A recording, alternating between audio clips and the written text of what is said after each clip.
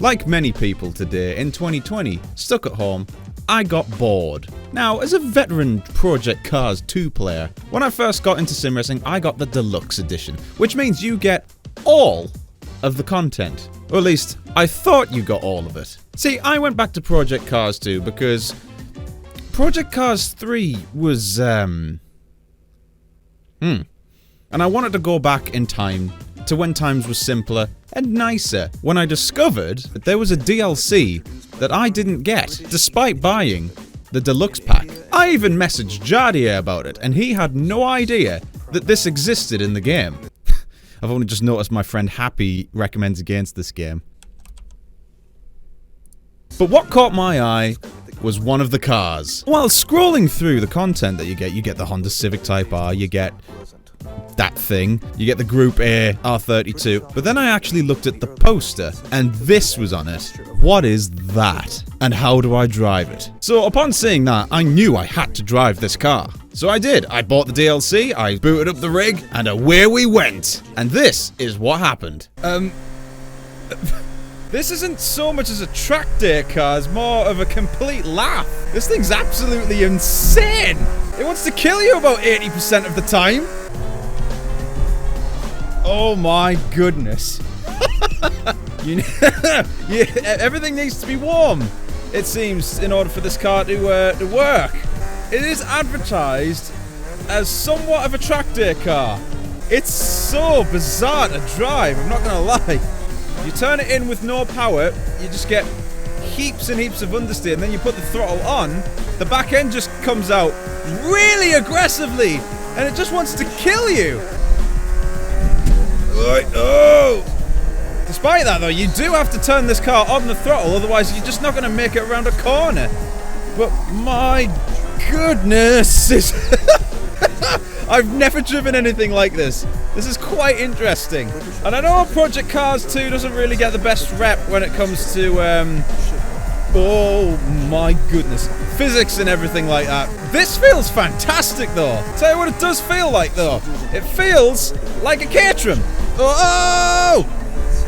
Super light, lots of power, very high revving, and if you go through a corner, even on slight throttle, it'll kill you. Oh, look at the understeer, and then I get on the power and it just comes round. I've gone again. Wow. This is a funny one. Now, I did initially want to test this with the boys. Unfortunately, none of them were available or had this DLC, because apparently they didn't even know about it. So why haven't you seen one of these cars? Well, obviously, it's a concept car. It's just a little project that Honda have done just to make like a little track day car, and they came up with this. Now, it's not just a single-seater. Over on the other side of the car, there is actually another seat, but you've just got to remove that pod. If this thing did get into production, I mean, who would buy one of these? I mean, that heads-up display is very nice. Who's this for? Apart from really rich people who just want to have an absolute giggle on a racetrack, because I don't think this could be used for... Oh my goodness. It's not an easy car to drive. There's no getting past that. It's a it's a knife edge. Oy, ay, ay, ay, ay, ay, ay. It's so light, the tyres have barely got anything to grip onto. If anything, the car's just skipping over the tarmac. Come on. Apparently this has got engine maps in it, so it is technically a racing car. In a way, I have to Understeer is so bad off throttle, but as soon as you get on the throttle, it just, even the slightest amount, it's a very fine line. Goodness, it's fun though. It is a lot of fun. Well, there's the first AI I've seen in a little while. I should have mentioned that I did put like this on a practice server, hoping that I would see some cars, and I'm catching up on a Radical.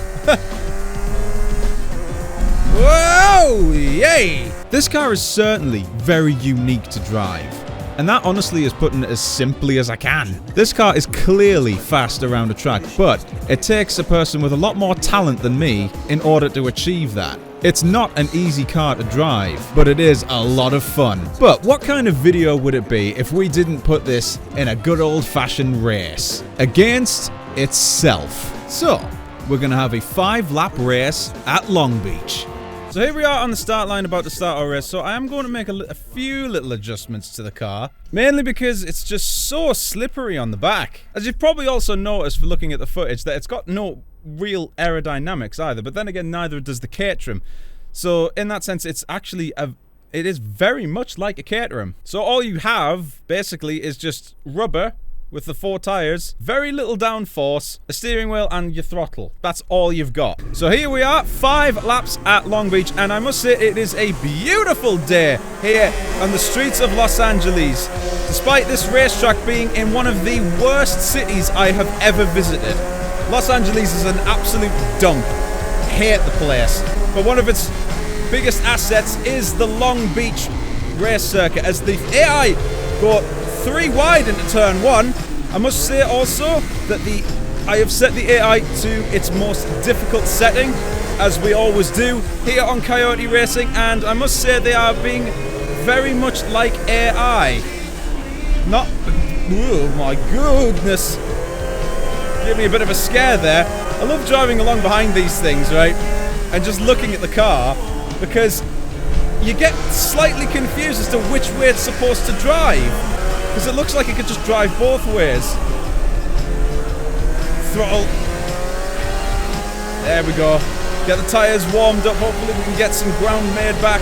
We are on the semi-slick tyres as well. No doubt the AI, because they're above 80%, have got their own setups.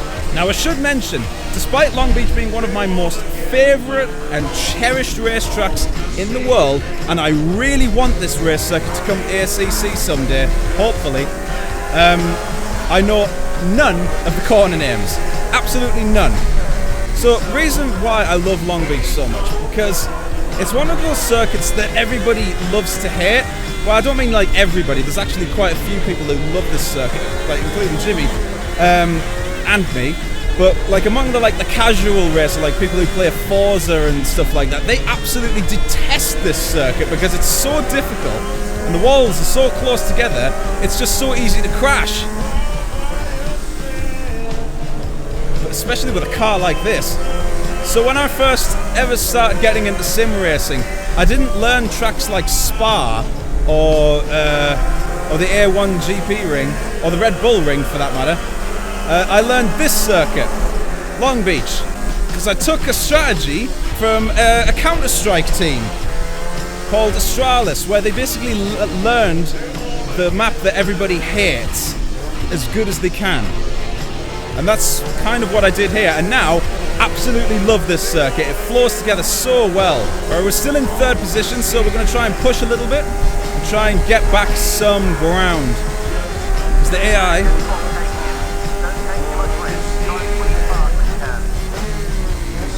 oh, the car squirms under braking.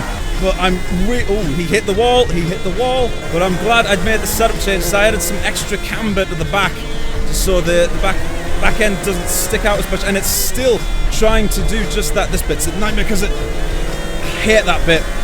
When you come around the corner, it goes over a crest slightly, and it upsets the car like really badly. But what can I say about this car then? Well, it's a Honda. It's basically a Japanese Caterham. It is really fun to drive. Whoa! Oh my goodness. I think it has a flat 4 or a straight 4 engine. Not big at all. And it's good for about 220 brake horsepower. So again, not that much. But then you've got to take into account that this car weighs half a ton. So that little amount of horsepower with the little amount of weight, it is absolute hell on the asphalt because it's so nimble and so fast your brain can hardly keep up. So we can try and get him on the inside here. Yep. It's a little bit of a nudge, but who cares? It's AI. No, don't you oversteer it now.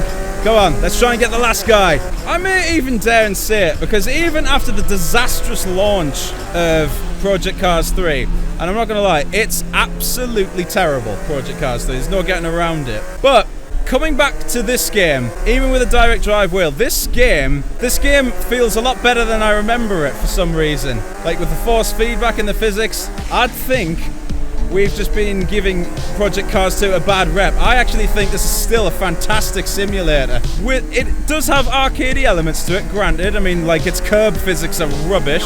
But yeah, I think we should go back to Project Cars 2. The online portion of the game is still excellent. It's still beautiful. This game is probably the best out of all the simulators for VR support. And you get the option of racing in the snow. Alright, let's go get him, boys! Oh. We've got probably the most enthusiastic and supportive crew chief I've ever came across in a game. Miles better than the one in ACC who sounds like he hasn't had his coffee.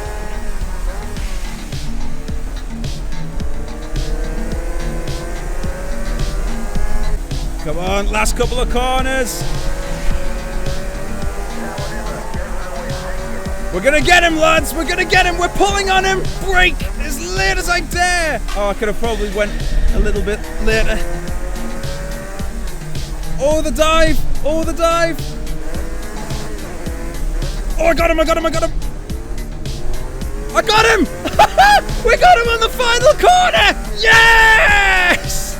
Against AI! For some reason, I'm very happy we won. But guys, genuinely think about going back to Project Cars 2, and seriously, if you do not have this DLC, the Japanese car DLC, go get it, give this car a try. It is phenomenal beyond belief. It's difficult and it's not going to set world records, but man, you're gonna have a good time driving around the track. It is so much fun, I can't even explain. But anyway, guys, thank you all so much for watching this episode of Coyote Racing. Hope you've enjoyed. If you're new here, hit that subscribe button with the notification bell if you want to see more content like this in the future. And if you've enjoyed this video, hit that like button. You know, it would help me out a lot, and I would greatly appreciate it. I should also mention that we're going to be having some merchandise coming soon when we hit 10,000 subscribers. So keep an eye out for that. There we go, guys. Thank you so much for watching. I shall see you guys in the next race.